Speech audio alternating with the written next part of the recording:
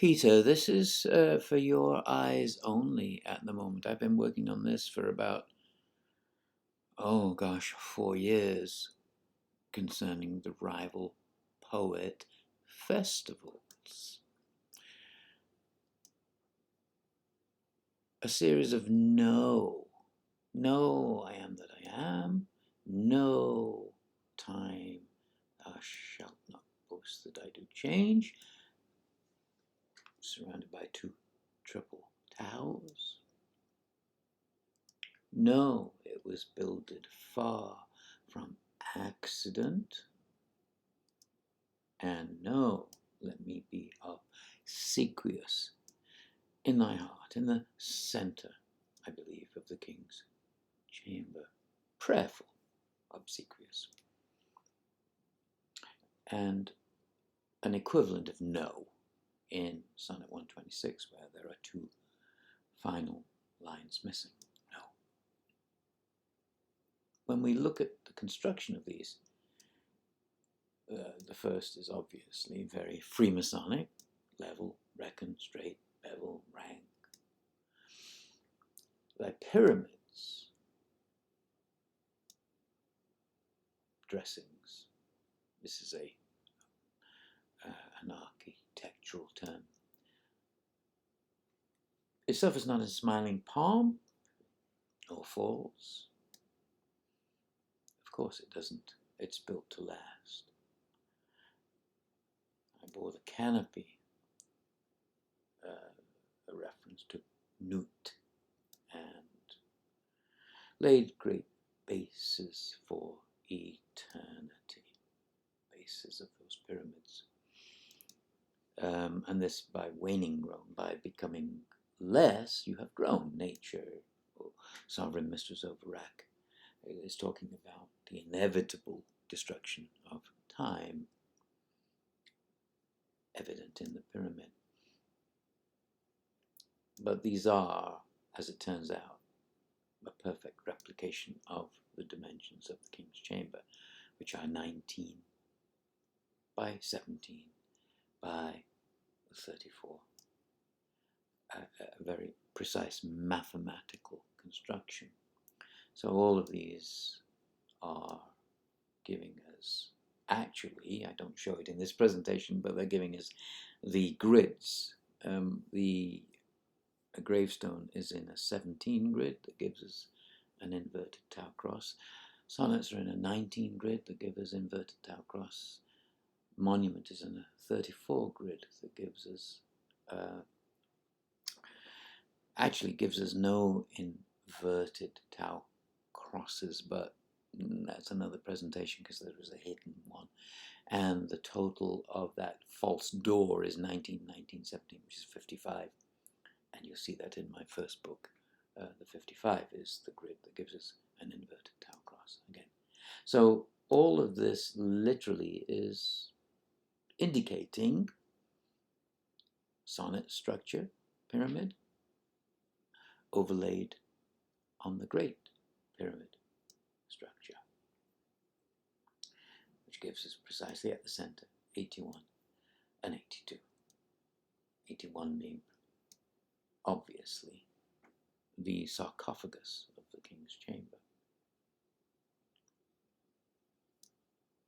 Center of the entire structure is 113.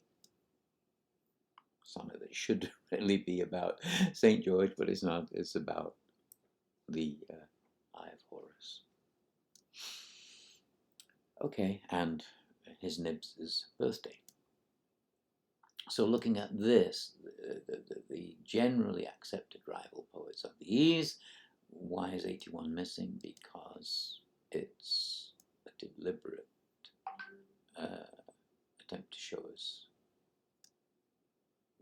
that king's chamber.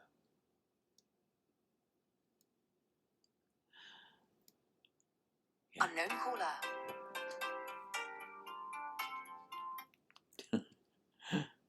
Fortunately, this is not for publication. I just had a call that I had to mute. So you still shall live where breath most breathes. Yeah. And this I've already shown you, the opening of the mouth ceremony, which legitimizes the succession to the throne, in which Horus says, you live again, you breathe again. This is very, very clear.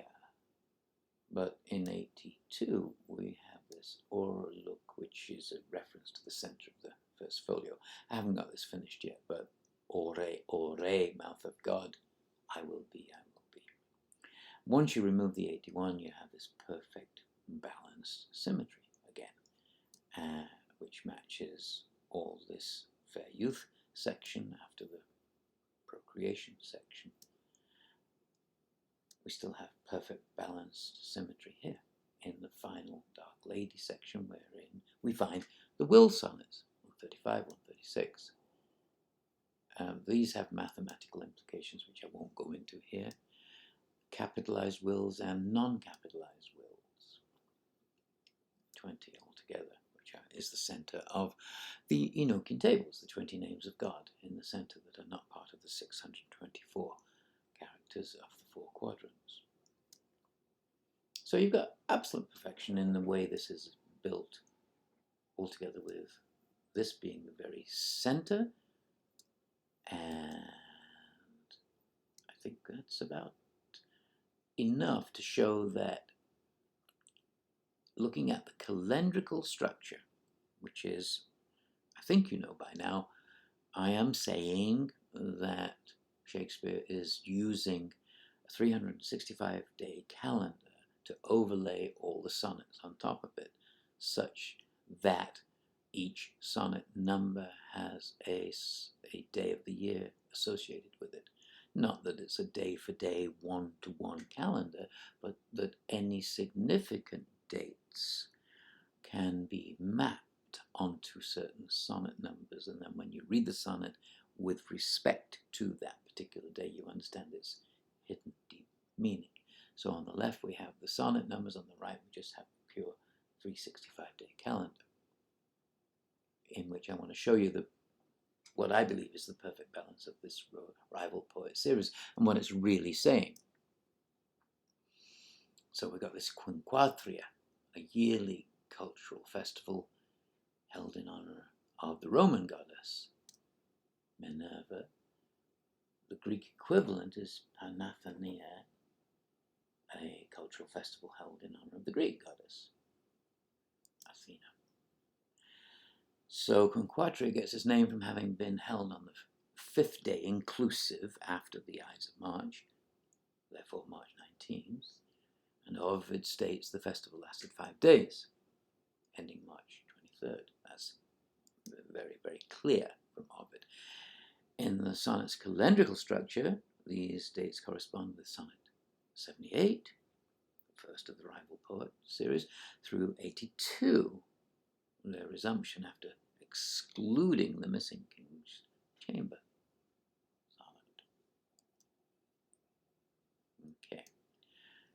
Panathenaea was held every 4 years, from 566 BC to the 3rd century AD. The exact dates are unrecorded, save that the festival took place during the second half of August, and it lasted 8 days. In the sonnet's calendrical structure, rival poet sonnets are 78 through 86, minus the King's Chamber sonnet, and these correspond to August 20 through 28, minus August 23, and they're in the second half of the month. So there is this consistent connection between Minerva Festival, which consisted of exhibitions of wild beasts, performance of plays, oratory, and what? Poetic competitions, rival poets. And Athena awarded prizes for the same thing: athletic, musical, and poetic competitions. So this is Quinquatria, honoring Minerva, and this is and Athena, honouring Athena, both of whom are, of course, the spear shaker.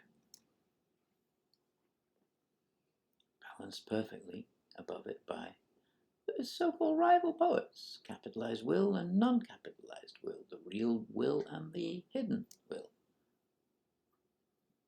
with him in the center.